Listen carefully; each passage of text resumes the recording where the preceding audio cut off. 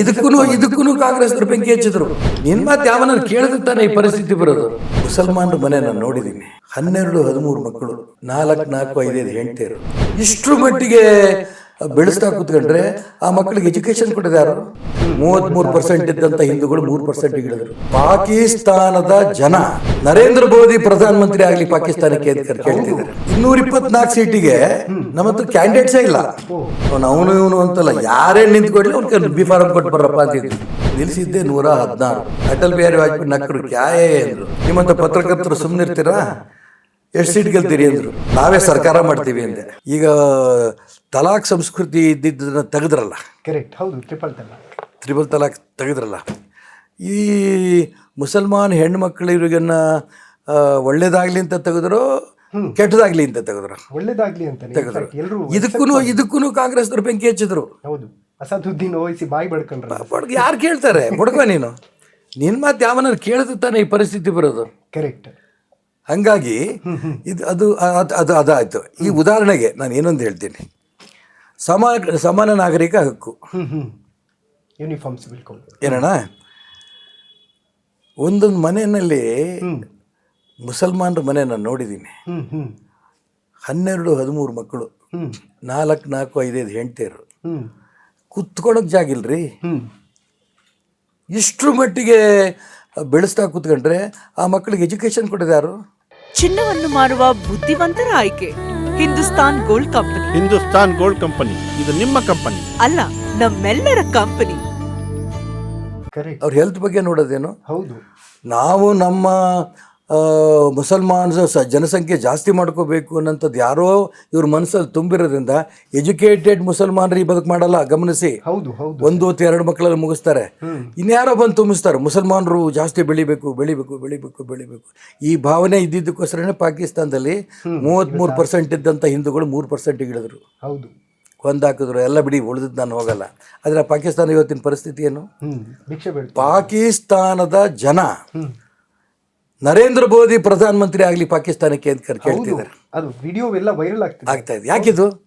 ಇದೇ ಭಾವನೆ ಅವರು ಭಾರತದಲ್ಲೂ ತಂದಿದ್ದಿದ್ರೆ ಇದು ಈ ಸಮಾನ ನಾಗರಿಕ ಹಕ್ಕು ಜಾರಿ ತರ್ತಿರ್ಲಿಲ್ಲ. ಕಾಮನ್ ಸೆನ್ಸ್ ಕೋಡ್ ಕಾನೂನು ತರ ಪ್ರಯತ್ನ ಮಾಡ್ತಿರ್ಲಿಲ್ಲ. ಎಲ್ಲಾ ಹಿಂದೂಗಳು ಜಾಸ್ತಿ ಮಕ್ಕಳು ಮಾಡ್ಕೊಳ್ರಿ ನೀವು ಅಂತ ಹೇಳ್ತಿದ್ರು. ಹೌದು, ದೇಶದ ಕಥೆ ಏನಾವಾಗ? ಕರೆಕ್ಟ್. ಈ ಭಾವನೆ ನಮ್ಮ ಬೆಳೆಸ್ಕೊಂತ ನರೇಂದ್ರ ಮೋದಿ ಹೋಗ್ತಾ ಇರೋದ್ರಿಂದ ನಮ್ಮೆಲ್ರಿಗೂ ನಂಬಿಕೆ ಏನು?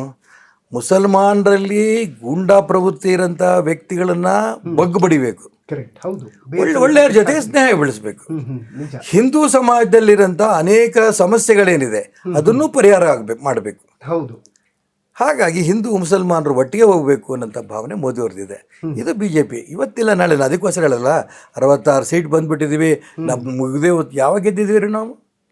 ಗೆದ್ದೇ ಇಲ್ಲ ನಾವು. ಯಾವ ಚುನಾವಣೆ ನೋಡ್ರು ಡಿಪಾಸಿಟೇ ಕಳ್ಕೊತಿದ್ವಿ. ನನಗೆ ಇನ್ನೂ ನೆನಪಿದೆ,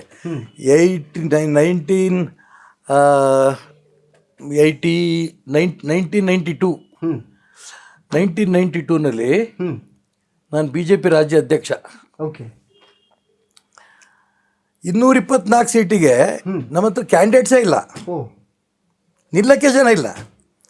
ಅನಂತಕುಮಾರ್ ಒಂದು ಕಡೆ, ಯಡಿಯೂರಪ್ಪನವ್ರು ಒಂದು ಕಡೆ, ನಾನೊಂದು ಕಡೆ, ಎಲ್ಲ ಪ್ರಮುಖರು ಎಲ್ಲ ಜಿಲ್ಲೆಗಳಿಗೆ ಹೋಗಿ ಯಾರು ನಿಲ್ತಾರೋ ಅವರು, ಅವನು ಇವನು ಅಂತಲ್ಲ, ಯಾರೇ ನಿಂತ್ಕೊಡ್ಲಿ ಅವ್ನ ಬಿ ಫಾರಂ ಕೊಟ್ಟು ಬರ್ರಪ್ಪ ಅಂತಿದ್ವಿ. ಅವನ ನಮ್ಮ ಪಕ್ಷ ವಿಚಾರ ಸಿದ್ಧಾಂತ ಗೊತ್ತೋ ಇಲ್ಲೋ ಗೊತ್ತಿಲ್ಲ, BJP ನಿಲ್ಲಿಸ್ಬೇಕು ಕೊಟ್ಟಾರೆ. 224 ಸೀಟ್ ನಮ್ಗೆ ನಿಲ್ಸೋಕ್ಕಾಗಲಿಲ್ಲ. ನಿಲ್ಲಿಸಿದ್ದೆ 116. ಇವಾಗಿನಷ್ಟು ಕಾಂಪಿಟೇಷನ್ ಏನು ಇಲ್ಲಲ್ಲ. ಯಾವನ್ನೋ ಎಳ್ಕೊಂಬಂದು ನಿಲ್ಲಿಸ್ತಿದ್ವಿ, ನಿತ್ಕೋ ಅಂತ. ಈ 116 ಲಿಸ್ಟ್ ಹಿಡ್ಕೊಂಡು ಡೆಲ್ಲಿಗೆ ಹೋದ್ವಿ. ಅಟಲ್ ಬಿಹಾರಿ ವಾಜಪೇಯಿ ನಕ್ಕರು, ಕ್ಯಾಯೇ ಅಂದರು. ನಮ್ಮ ಹತ್ರ ಶಕ್ತಿ ಇರೋದೇ ಇಷ್ಟು, ಇನ್ನು ಗ್ರಾಜುಯೆಲ್ಲ ಬೆಳೆಸ್ತೀವಿ ಅಂತಂದರು. 5 ನಿಮಿಷ ಟಿಕ್ ಮಾಡಿ ಕಳಿಸಿದ್ರು. ಆ 116 ಜನದ ಪಟ್ಟಿನ ಇಲ್ಲಿ ಬಂದು ನಾನು ರಾಜ್ಯ ಅಧ್ಯಕ್ಷನಾಗಿ ಪಟ್ಟಿ ಬಿಡುಗಡೆ ಮಾಡಿದೆ ಅಭ್ಯರ್ಥಿಗಳದ್ದು. ನಿಮ್ಮಂಥ ಪತ್ರಕರ್ತರು ಸುಮ್ಮನಿರ್ತೀರಾ, ಎಷ್ಟು ಸೀಟ್ ಗೆಲ್ತೀರಿ ಅಂದರು. ನಾವು ನಿಂತಿದ್ದೆ 116. ಎಷ್ಟು ಆತ್ಮವಿಶ್ವಾಸ, ನಾವೇ ಸರ್ಕಾರ ಮಾಡ್ತೀವಿ ಅಂದೆ. 116 ಗೆಲ್ತೇವೆ, ನಾವೇ ಸರ್ಕಾರ ಮಾಡ್ತೀವಿ ಅಂತ. ಆ ಆತ್ಮವಿಶ್ವಾಸ ನಮಗಿದೆಯಲ್ಲ, ಅದು ಇವತ್ತಿಗೂ ಕುಗ್ಗಿಲ್ಲ ಯಾರಿಗೂ. ಇವತ್ತಿಲ್ಲ. ಈ ರಾಜ್ಯ, ಈ ದೇಶ ಪೂರ್ಣ ನಮ್ಮದೇ ಆಗುತ್ತೆ, ಇದ್ರಾಗ ಯಾವ ಅನುಮಾನನೂ ಇಲ್ಲ. ಓಕೆ, ವೆಲ್, ಕಾರ್ಯಕ್ರಮದ ಮುಖಾಂತರ ಏನು ಹೇಳೋದಕ್ಕೆ ಇಷ್ಟಪಡ್ತೀರಿ ಸರ್ ಫೈನಲಿ? ನೀವೇನೇನು ಪ್ರಶ್ನೆಗಳು ಕೇಳಿದ್ರಲ್ಲ, ಭಾಳ ಒಳ್ಳೊಳ್ಳೆ ಪ್ರಶ್ನೆ ಕೇಳಿದ್ದೀರಿ. ಇದು ಪ್ರತಿಯೊಬ್ಬ ರಾಷ್ಟ್ರಭಕ್ತನೂ ಅರ್ಥ ಮಾಡ್ಕೋಬೇಕು.